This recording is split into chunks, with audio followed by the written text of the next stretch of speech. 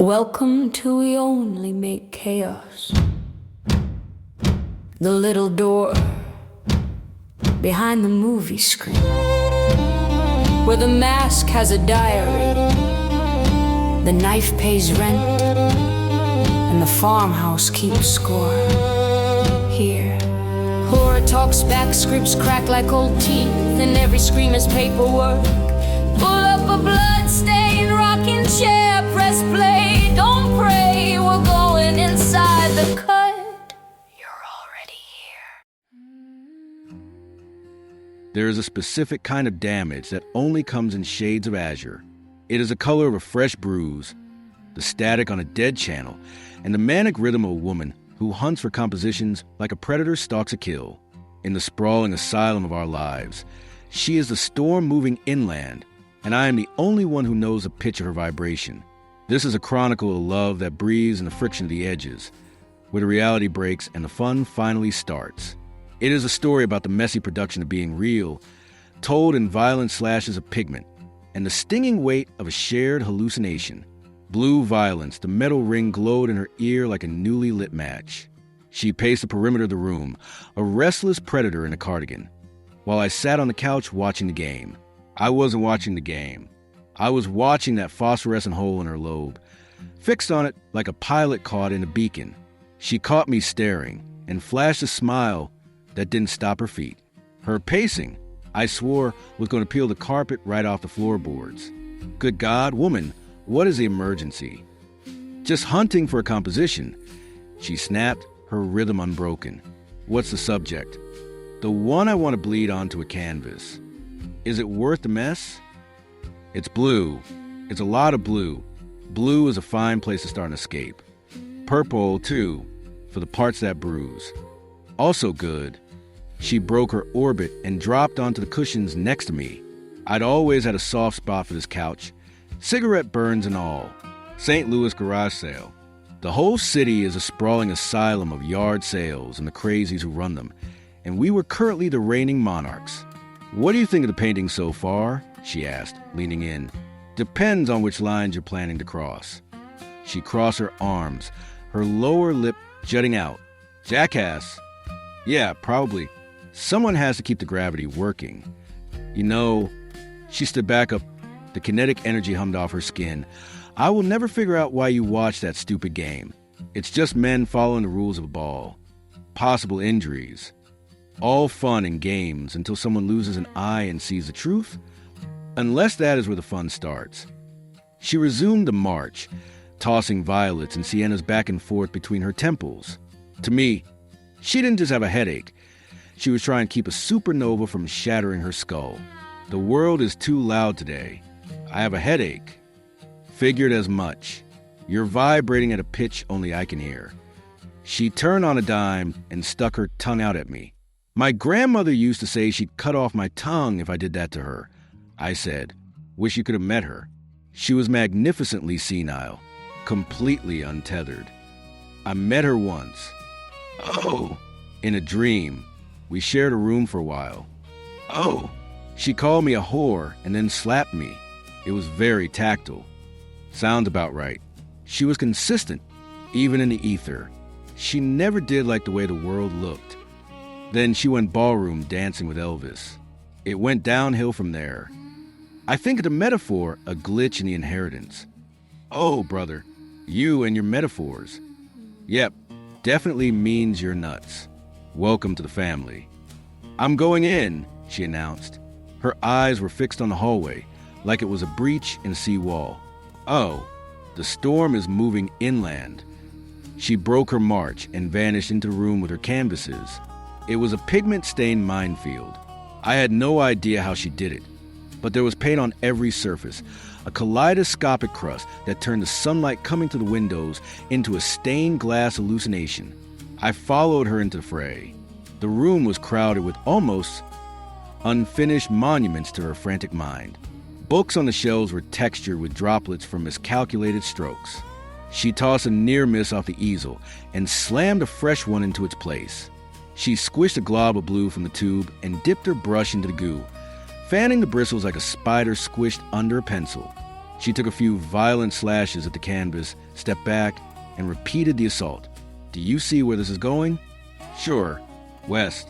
You're always looking for the edge of the world. I was thinking of a road trip to the Pacific. I want to go swimming until I forget my name. But the sand, I groaned, playing the role of the ballast. It gets into the machinery. Oh, you big baby. Friction is how you know you're moving. It goes away. Maybe, but on the ride home, don't complain to me about the grit. I'll do it anyway, and you'll love every minute of my misery. Yeah, probably. You've always been an addict for your own discomfort. It's all your fault for giving me the room to be miserable. That I let you go to the beach? Yep, you're the accomplice. What does the painting look like? I nodded at the blue slashes. Whale. Looks like a whale? Or just something too big to be contained? Yep, so far. A very hungry blue. Is it edible? Fucking carnivore, she muttered, her eyes locked on a horizontal puddle of blue. You want to swallow the whole thing. And proud of it. That's the only way to taste reality. Somehow her hands had become entirely blue, a blurred, vibrant staining. She was majestic in the chaos, a rhythmic, heavy motion, creating dreams and nightmares for the wall. What color comes next? What does the dream need? It's your machine. You drive it. Give me a color. A macaroni. This isn't a fucking coloring box. I'm looking for a pulse, not a snack. Yeah, I know, but you asked for a disruption. Grr. Grr to you. Your engine is overheating. Fuck this. The flow is snapped. She dropped the brush. No more painting? The whale is extinct. No more blue. The sky is closed for business. She pouted. The whale, already abandoned. So what happens now? She dragged me from that damp, colorful tomb back down the hall, past the rows of smiling, silent relatives. Outside, the air was sharp, sweater weather. She always looked perfectly at home in her clothes, wearing a long, earthy dress and a white tank top that fit her perfectly. Her hair was pulled back by an orange scrunchie crusted with fresh paint. I wondered how she managed to be so spectacularly messy and so precisely beautiful at the same time. She grabbed my hand and hauled me along like a child discovering gravity for the first time. A pack of kids playing some brutal hybrid of hockey and rugby glared at us as we passed. "Aye," she squealed, leaping onto the rim of the fountain and nearly taking my arm with her. She felt the snag and let go. I hated that moment. The instant her touch left, it was as if a vacuum had been switched on, sucking my soul down a dark, heavy drain. The world turned gray until she reached back. She danced like a gypsy on the stone, humming and stomping, lost in the noise of her own head. "Swing," she shrieked. She spun off toward the playground. I followed, walking the sapphire path of foam padding. She sat on a sliver of rubber, rocking slowly. I sat beside her. "I'm leaking," she stated. The shift was instantaneous. The manic energy hit a wall and slumped. Why the leak? Where's the hole? I've got this connection, this wire in my head, but I can't make it spark. What was the image? The ocean, and this hand reaching up from stormy waves. A total surrender to the current. Doesn't sound much like a whale. You have to squint until the categories don't matter anymore. Oh, well, why don't you get more paint? Can't. Why not? Because I bought the last of that blue. The specific one. Why don't you use a different blue? Reroute the desire. I don't think so. It was special. It had sparkles in it. It had its own internal light. Can't you get normal blue and invent a light yourself? No, it's not a performance. It's either there or it isn't. Frumping. You're refusing to move with a brake. Exactly. I'm caught in the gears. When will the supply line open up again? I don't know. Can't you wait for the world to catch up to you? I'll lose the snapshot, the wonderful, messy image.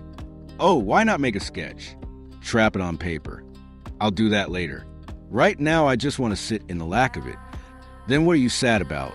The emptiness or the effort? Life, she sighed, her eyes tracking the dirt, the whole clumsy production. Which part? The lines or the spaces in between? What you need is a dolphin in a fish tank. something beautiful and trapped. I'd love one, but I don't have the stomach for that kind of cage. Oh, I guess not. What about a small human? A fresh set of eyes to do the seeing for us. Haha, like that one. I pointed to a brown-haired boy at the top of the slide, screaming at his mother. Watch me. You're not watching. Quick, hurry, I'm about to go. And then he went. Nope. Too much noise. Too much ego. What about that one? I pointed to a kid who had just launched himself off a platform onto another kid who was now wailing. A pure agent of disruption. Nope. Too spawn of Satanish. He hasn't learned how to channel the chaos yet. I like that one, I said. A little girl in a puffy cerulean dress was digging holes in the earth with quiet, grim intensity. She ended up hanging upside down over a bridge, humming to herself as the blood rushed to her head. Perfectly content in her own strange world. She is perfect. She's already decoded the air. But I think she already has a mother. Everything is for sale if you want enough. Couldn't cost too much. Asshole, you'd buy a person just to watch them exist. Oh, well, I'm a connoisseur of the rare and the unhinged. I want French fries. I need a hit of salt. The sadness vanished as if it had never existed. What do you want me to do about the hunger? I want you to stand up across the park and manifest me some French fries. But there aren't any fries in this jurisdiction. I'll give you a kiss if you don't make me wait for a miracle. If I go over there, will they fall magically from the sky? Is that the contract? She leaned over and kissed me on the cheek, a soft, brief anchor in the wind. Go get French fries. Break the reality for me. Where?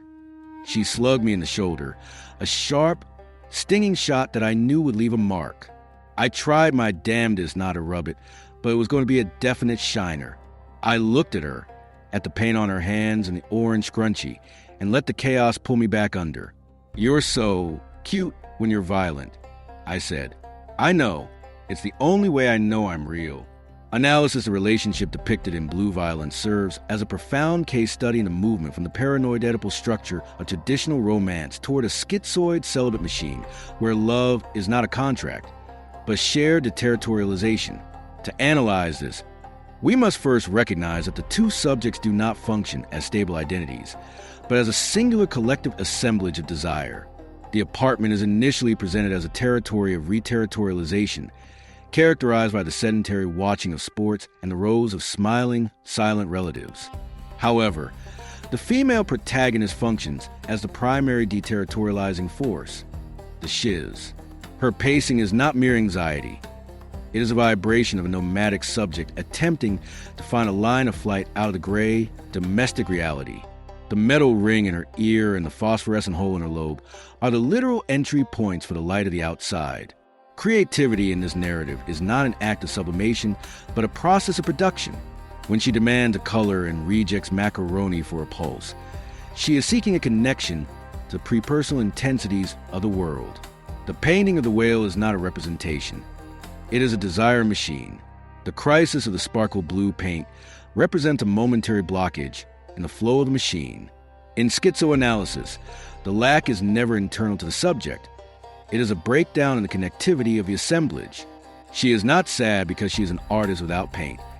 She is sad because the connection to the specific intensive vibration of that blue has been severed by the commercial territory, the store that ran out of stock. Love, in this context, is the act of becoming together. The narrator does not attempt to interpret her or cure her of her chaos. Instead, he acts as the ballast, the machine part that allows her to remain untethered without drifting into total catatonic withdrawal. His fascination with injuries and the moments where the rules break mirrors the schizoanalytic preference for the accident over the essence. Their romance is defined by the tactile. The slap, the slug to the shoulder, the kiss that acts as an anchor. These are not signs of affection in the traditional sense, but intensive affects that prove the reality of the bodies involved. The movement to the park is a nomadic shift. The observation of the children serves as an analysis of different modes of desire. The screaming boy and the aggressive children represent the unrefined ego, the paranoid fascist pole of desire. In contrast, The girl digging in the earth while hanging upside down represents the schizoid pole. She has decoded the air, creating a private world of intensity that ignores the social scripts of the park. The protagonists recognize themselves in her, yet they remain aware of the cost of such a total break. The sudden demand for French fries and the ensuing violence of the slug to the shoulder represent the final recoding of the experience.